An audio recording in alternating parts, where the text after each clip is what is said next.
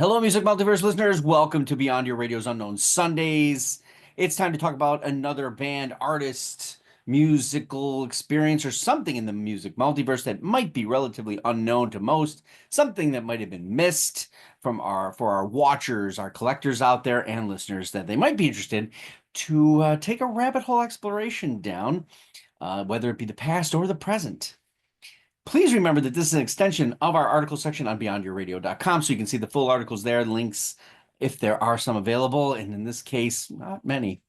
In this season of mythical figures and creatures, the land of the abominable snowmen, somewhere way north of even Canada with flying reindeer and that jolly, happy soul in a red suit driving an even redder Mercedes powered by 6 or 16 elves, depending.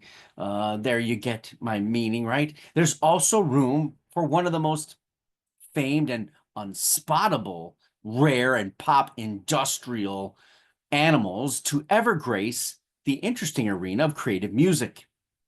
With that cunning and hiding skills of potentially the Easter Bunny on heroin, and the stately power and overshadowing brute of the enlarged antelope, the Canadian landscape, the Canadian soundscape, and some of North American radio, as well as in Europe, came to terms with the discovery of the unique trance and grinding industrial mysticism of a creature only known in tale folklore, the portmanteau of the jackalope.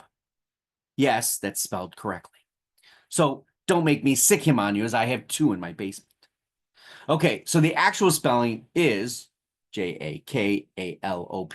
No, it's Jackalope, of the mythical creature that's combined between a jackrabbit and an antelope. And of course, there are some really wild states, continuingly one, Wyoming, that I know has been trying to pass a bill to make it their state mythical creature. Perhaps we want to, stay clear of Wyoming. Hey, also we've been trying to make to get buffalo wings as ours. And well, wait a minute. Screw that in that restaurant that's not even buffalo. Okay, back to jackalope sightings, which happened as early as 2003. This is the project of Dave Ogilvie. Now, Ogilvie they called him Dave the Rave Ogilvie, right? He had been in a studio production mindset since like the 1980s with the likes of Skinny Puppy, David Bowie, Nine Inch Nails, and of course, Marilyn Manson. When discussing the idea of sound of the band, he had to have it, he wanted to have it in the industrial setting because that's what he enjoyed. I still believe to this day, but he definitely wanted it to be expansive and get pop intricacies and blends and melodies into the entire arena along with it. So how does he pull the people in? Because he knows that if you can get both, the masses will come on both ends of those things. So enter Katie B. Now, Katie B is actually from the prairies of Alberta, kind of farm area, and she was actually working on an album at Brian Adams' studio in Vancouver. So at that point, he kind of gets to know her, loves the voice, and Dave's industrial organic production seemed to have it. They hit it off, and they created what might be known as a hybrid industrial genre bending band, which would become named after the never seen rare and mixed bred jackalope. By 2004, the recording was ready, and the environment of Nine Inch Nails and synth pop was actually in pretty good place at that time to get them off the ground. So In Dreams came in with an interesting portmanteau of sound of its own and did exactly what they set out to do: grab the pop rock world and toss it into the blender of industrial, courtesy of Dave Ogilvie, of course, with the mindset of the Canadian Skinny Puppy darkness, but with the catchy hooky grooves of synth pop rock. Not only that, but the two weaved a website story that Ogilvie had some sort of mad doctor that he was named, and who he must have made the jackalope, I'm assuming, and made the world of the jackalope, right? So, okay, I'm in. It's pretty cool. I bought the album. I enjoyed it. The album's production also had Trent Reznor in there too, which at first had a rumor running that I believed for a while. So let's get into that next. Trent Reznor always wanted to put a woman at the helm of an industrial rock band, especially with himself within it. sort of a female version of Nine Inch Nails. It had been rumored that Tori Amos might have been in that contention for that collaborative mix. Oh, and what a mix that might have been. And then when this Jakalope came out and his name was associated with the project, well, I kind of assumed that this was his project. And he just didn't choose Miss Amos. Cool idea, concept though, right? Well, when I heard In Dreams, there was no disconnecting from that because that's what it sounded like. Here's Creeper. When you hear it now, is this the first showcase of the music of a band like Evanescence?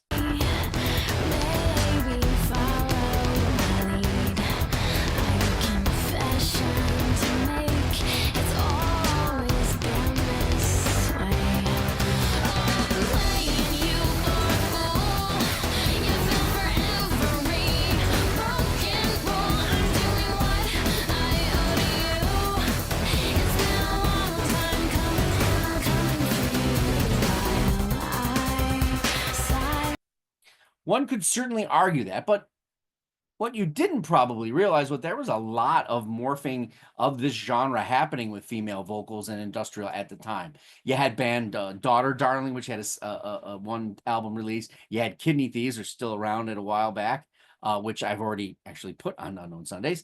You had the Snake River Conspiracy and Lords of Acid, which might be the closest in the pop industrial blending that was going on, but obviously with a dirtier mindset than Dave Ogilvie's thought process. So, as well as a super name attached to it and videos and all that, I think this Jakalope thing was well played and was gaining a hint of momentum thanks to a lot that's going on around it. Now, next we get to 2006, where Born 4, which sort of seemed to pick up where the debut kind of left off, including the return of Reznor again, but also several other casts of not so mythical creatures like Bob Pantella of Monster Magnet, Alex Lifeson of Rush, and Jeremy Fisher, a Canadian pop singer-songwriter who does a duet with KDB on here, as well as Bill Rieflin, who's with Ministry and REM. So the band gained much popularity in that, kind of those people gaining into it, but also for playing the opening theme song to seasons 4 through 7 of the TV series Degrassi: The Next Generation, which definitely put them in the lanes of those on that soundtrack, like Paramore, Silverstein, and Army of Me. Hey, Army of Me, there's another good one for an Unknown Sunday. I thought it was another solid recording, Born 4. It felt as heavy and hooky as it needed to be. And at that point, you had bands like Filter in and around that industrial progressive rock. So they're getting radio play too, big radio play in big chunks. So the legend of Jakalope lived on, although I never saw them live around these parts of Buffalo. Rare sightings. I'm sure there are some of you out there in the music multiverse that could chime in on here and tell me what they might have sounded like live if you saw them. And I can tell you whether they delivered or not, but I can tell you that Filter certainly does. So now, like the Abominable Snowman and the creatures as scarcely seen as Bigfoot, Jack Nicholson, and Boot Sauce. Okay, come on, I'm just having fun there. Jakalope goes missing. Soon, so does KDB. Maybe she morphed into the KDB, K-A-T-Y, somehow became British and the Mercury Prize-winning singer-songwriter. Probably not. Could she have dyed her hair and changed her name and changed how she sings? No, KDB actually did a solo thing and kind of went back to the roots of where she started in farm, rural Alberta, prairie area, and country kind of took its position on her. And she was even the opening act for Tom Cochrane of Red Rider while she was putting together this band, which was in that was called Nice Horse. And I believe that's where she is today. So that kind of is where she is. So who replaces her? Well, Dave Ogilvie wanted to have someone who was pretty much would be great if they were musicianally better. So he could collaborate with. And then here comes Crystal Lee into the mix. So he saw her perform. She was actually in a band in Vancouver called The Perfect Strangers. I don't think that went very long. I'm sure that's just as obscure as Jakalope. But Lee, to manipulate the emotional value of tracks, and this was the first time I had listened to this album that comes out that, called Things That Go Jump in the Night, and this is in 2010. So she is a piano player, synthesizer, so she kind of fits in with Ogilvie. And it kind of does work. I think the album is pretty good, but somehow I lost track of this. I mean, maybe I didn't care to Jackalope sightings, just like I don't care about Bigfoot or the Abominable Snowman. Just go along with it. I admit it, I've committed every crime with no witness but the mind behind these eyes. You say you pray, well now it's too late. You've gone too far. Who do you think you are? I don't know, but now I'm not saying the music is shot and shot dead. No, it's far cry from it. But there's definitely a need to work harder and smarter at delivering and getting this noticed. And I think in 2010 that might have been extremely hard. It's a well-produced record, but that's Ogilvie, right? So the singer at the helm holds the similar industrial pop, synth, and piano drive, but it doesn't venture progressively enough anywhere to elevate it from the other two albums or put it ahead of somebody like Filter or Nine Inch Nails that's going on at the time too, and continually, and other bands that are nipping at that. So where are we today with jackalope sightings? Has the mystical Wyoming stalked misunderstood creature finally become extinct? Well, Dave Ogilvie has been working in production helming since 1984 with Skinny Puppy, which probably should have killed him probably a half a dozen times. And from there to those mentioned above prior, let's also talk 5440, Dink. All right, now there's another Unknown Sunday we could do. Copyright. Oh my God, did I do them on a? Maybe I did. But if I haven't, I should. Spine Shank and Rigor Mortis.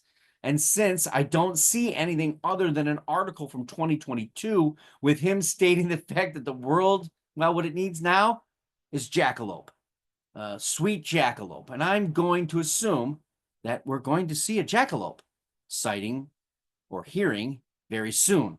So keep your earbuds peeled for that. Albums of Jackalope. In Dreams in 2004, it's in my collection. Born 4 in 2006, also in my collection. And then in 2010, Things That Go Jump in the Night, which I didn't have and didn't know that existed up until listening to it about a week ago. What did you think of Jackalope? Did you remember them? There's a rabbit hole that's actually part rabbit. Why not go down that hole? Didn't sound right.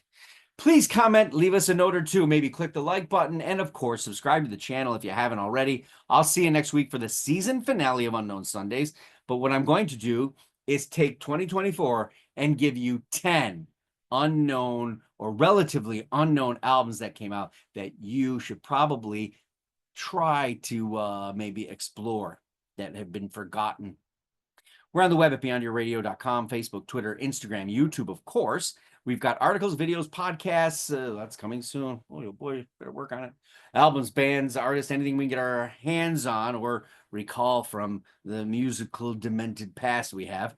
Go Beyond Your Radio with us, a real music appreciation channel. Remember to join me each and every day for the countdown of top 24 albums of 2024. I think we're at number 9 tomorrow. Thanks for watching and happy listening.